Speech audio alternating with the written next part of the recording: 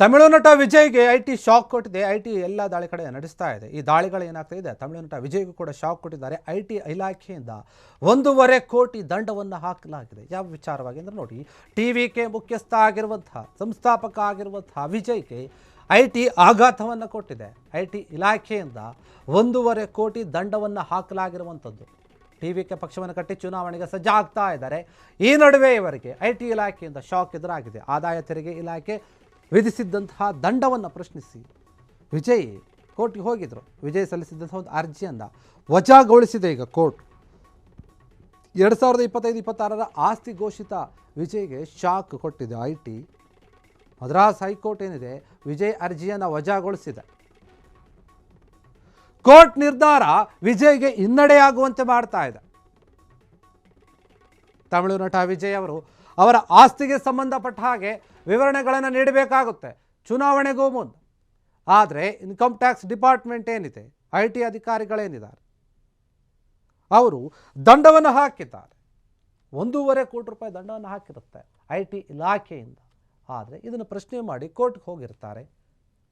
ಆದಾಯ ತೆರಿಗೆ ಇಲಾಖೆಯವರು ಏನು ದಂಡ ಹಾಕಿರ್ತಾರಲ್ಲ, ಅದನ್ನು ಪ್ರಶ್ನೆ ಮಾಡ್ತಾರೆ. ಯಾಕೆ ನನಗೆ ಇಷ್ಟು ದೊಡ್ಡ ಮಟ್ಟದ ದಂಡವನ್ನು ಹಾಕಿದ್ದೀರಿ ಅಂತ ಪ್ರಶ್ನೆ ಮಾಡಿ ಅರ್ಜಿಯನ್ನು ಸಲ್ಲಿಸಿರ್ತಾರೆ ಕೋರ್ಟ್ಗೆ.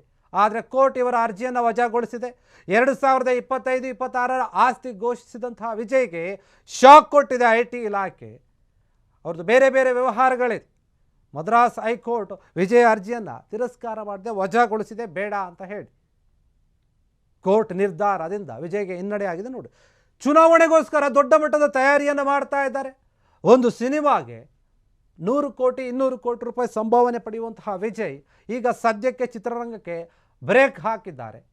ಅವರ ಕೊನೆಯ ಚಿತ್ರ ಏನಿದೆ, ಜನನಾಯಕನ್ ಚಿತ್ರ, ಅದಕ್ಕೆ ಕೂಡ ಸಾಕಷ್ಟು ಅಡ್ಡಿ ಇದೆ ಆ ಸಿನಿಮಾ ಬಿಡುಗಡೆ ಆಗೋಕ್ಕೆ. ಹೀಗಿರುವಾಗ ಐಟಿ ಅಧಿಕಾರಿಗಳು ಇವರಿಗೆ ದಂಡವನ್ನು ಹಾಕಿರ್ತಾರೆ 1.5 ಕೋಟಿ ರೂಪಾಯಿ. ಅದನ್ನು ಪ್ರಶ್ನೆ ಮಾಡ್ತಾರೆ, ಯಾವ ಕಾರಣಕ್ಕಾಗಿ ಹಾಕಿದ್ದಾರೆ, ನಾನೇನು ತಪ್ಪು ಮಾಡಿದ್ದೀನಿ, ಅಥವಾ ನನ್ನ ಆದಾಯದಲ್ಲಿ ನಾನೇನು ತೆರಿಗೆಯನ್ನು ಕಟ್ಟಿಲ್ವಾ, ಬೇರೆ ಏನಾದರೂ ಲೋಪದೋಷಗಳು ಇದೆಯಾ, ಇವರು ಇಲ್ಲ ಸಲ್ಲದ ಒಂದು ಆರೋಪವನ್ನು ದಂಡವನ್ನು ಹಾಕಿದ್ದಾರೆ, ಇದು ಸರಿಯಲ್ಲ ಅಂತ ಹೇಳಿ ಪ್ರಶ್ನೆ ಮಾಡಿನೂ ಕೋರ್ಟ್ಗೆ ಒಂದು ಅರ್ಜಿಯನ್ನು ಹಾಕಿರ್ತಾರೆ. ಇದನ್ನು ಪ್ರಶ್ನೆ ಮಾಡಿ ಕೋರ್ಟ್ ಈ ಒಂದು ವಿಚಾರಣೆಯನ್ನು ನಡೆಸಿ ಆ ಅರ್ಜಿಯನ್ನು ನೋಡಿ, ಇಲ್ಲ ಅವ್ರದ್ದು ಸರಿಯಾಗಿದೆ ದಂಡ ಹಾಕಿರೋದು ಅಂತ ಹೇಳಿ ಈ ರೀತಿಯಾಗಿ ಅವರ ಅರ್ಜಿಯನ್ನು ವಜಾಗೊಳಿಸಿದೆ.